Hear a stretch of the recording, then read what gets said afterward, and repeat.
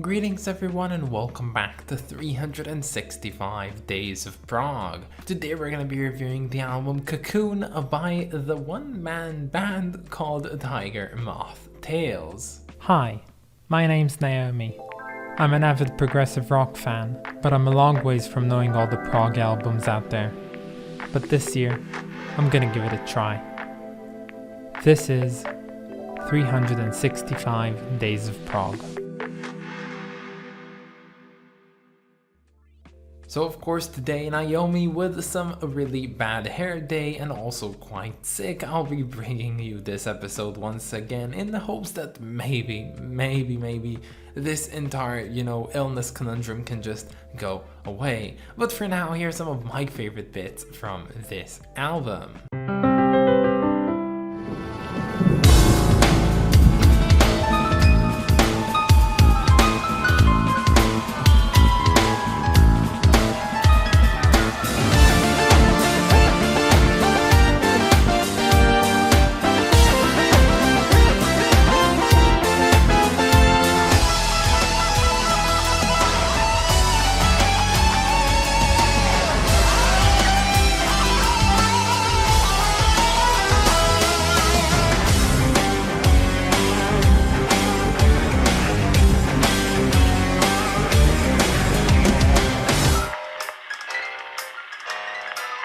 This is the man from Mars speaking.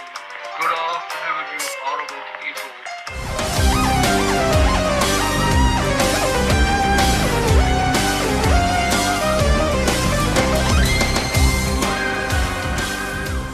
So one of the biggest things that I've enjoyed from this series as it went on has to be the surprises. Now, a surprise with a piece of music can sometimes be very much uplifting and fun, and sometimes it can be upsetting and unsettling. But whatever it is, a surprise is a surprise. And personally, when I come into an album thinking that it's going to be one thing and then discovering that it's something entirely different, I just really enjoy that rush. And well, Tiger Moth Tales, which is the stage name of course of the neo-progist called Peter Jones, happened to be one of the biggest surprises I've encountered this year. Yes, about 100 episodes, maybe more or less ago, we reviewed an album called Storytellers Part 2 by Tiger Moth Tales, and that one just blew me away. I did not know how to get around it. It wasn't really a perfect album, but I really just wasn't expecting it to be so freaking good. Now yes, I did give that album a rating of 8 out of 10, which is not even like the almost perfect rating, but in another sense it's a really high 8.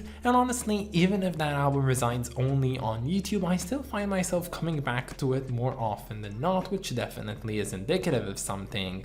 And well, even if you're not that big of a fan of the Tiger Moth Tales sound, you still have to at some point at least appreciate the fact that all the things that you're hearing is basically the creation of just one man who plays, composes, writes, and sings everything, and that's of course no other than Peter Jones. Now, just to contextualize this album quite a bit, firstly, this one came out in 2014 and it's the debut album of Peter Jones as Tiger Moth Tales, which is basically the moniker that he's taken for himself to rebrand himself as a prog artist. Now, the name Cocoon, to me at least, features a lot of the meanings that come from the fact that Peter Jones, at the age of 15 months only, has lost his eyesight and became blind permanently. And well, he actually recalled that this was definitely a detriment on his childhood, not being able to connect with his peers due to his condition, and that also probably has led him to get and crumble inside into one big cocoon, which he later would burst out of, mainly using his own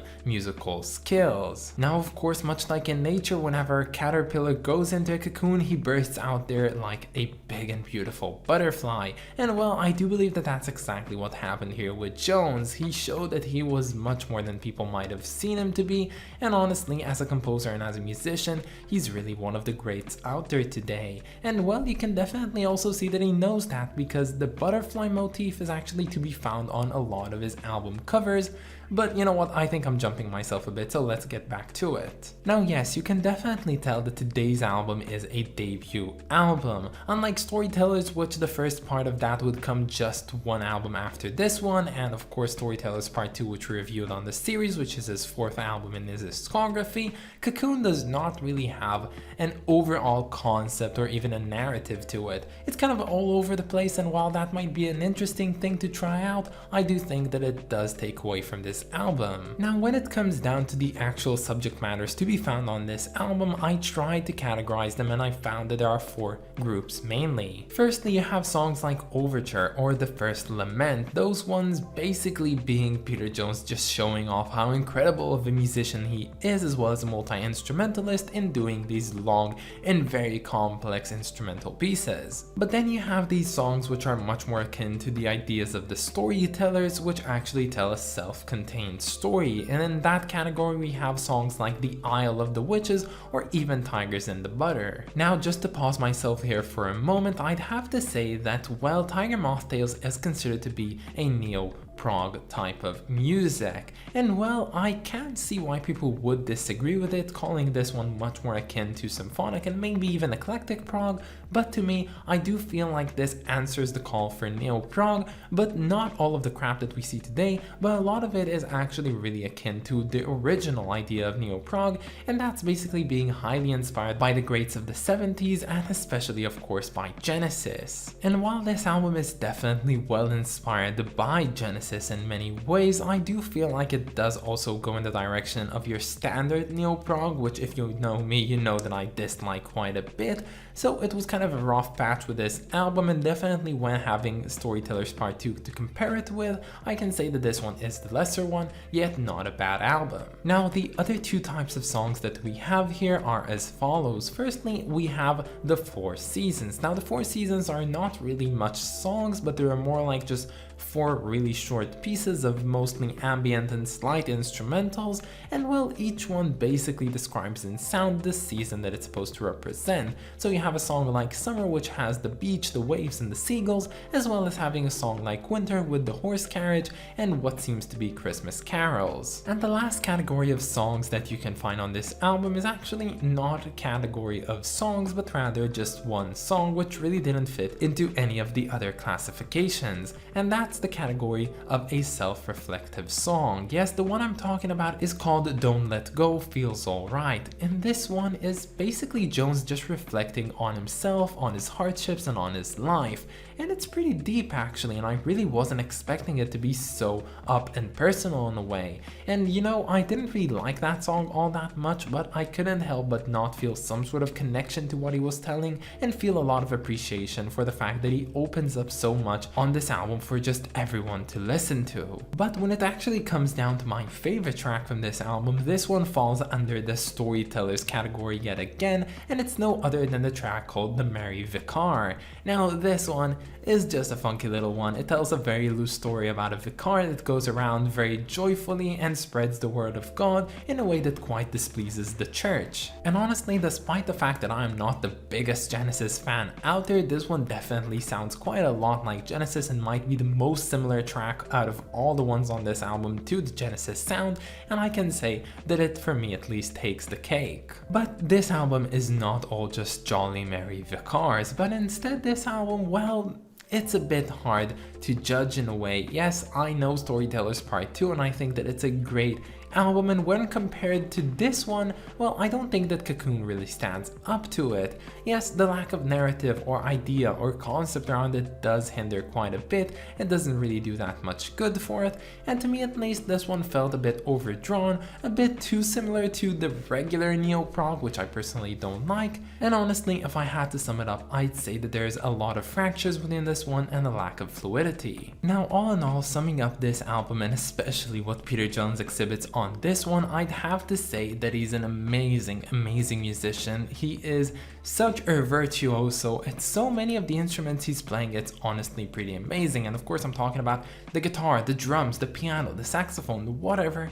Such a freaking talented person. But again, kind of looking for his footing in this one, and it's fine because I know that later on he does manage to find a lot of it. And well, all in all, when I look at an album like this, I can definitely tell that my personal opinion of it is highly highly subjective, and I would highly recommend this one to anyone watching this video because, well, your mileage may vary and you might as well think that this one is pretty much seemingly perfect. So of course, anyone watching this video, go ahead, check out this album because it's quite good. So coming back to talk about this cover, we basically have the idea of the cocoon. Now, a cocoon cannot be found in this cover in particular, but of course, as I said, you can see the butterfly, which to me at least seems like it symbolizes Peter Jones himself being able to fully express himself now that he's incorporated music into his professional life. But I would have to say that the rest of this cover is also quite intriguing. Yes, to have this pond, which looks quite lovely, but in a different sense it also looks like a bowl, but these notches at 3 of its sides also make it seem like an ashtray, and I don't know if that's intentional, but that's what I can see from it, and honestly I have no idea what it means. But overall I do have some personal connection to this cover just because it has graphic design that looks somewhat like Amanita Studios, which made a bunch of video games in the early 2000s, and I play those games a lot, and it kind of has a personal nostalgic feeling to me, but it doesn't really have a lot to do with this cover. So what can I do? Yes, I will compare this one to Storytellers Part 2, and I have to say that this one is really not as good, and personally I don't connect to it that much so I think that a fine rating for it would be somewhere around a 6 out of 10. But that's about it, guys. I hope that you enjoyed this video, and stay tuned for tomorrow because we're going to be listening to The Great Bazaar by Subterranean Masquerade. I of course want to thank my lovely supporters over on Patreon, so thank you so much to Clay Wan, Aristo Kings, and Lindsay Haycox. You guys are just the best. And if any of you want to support me over on Patreon, you can find the link down in the description or in my about page. But that's about it, guys. Have a wonderful day, and I'll catch you all tomorrow. Bye, guys.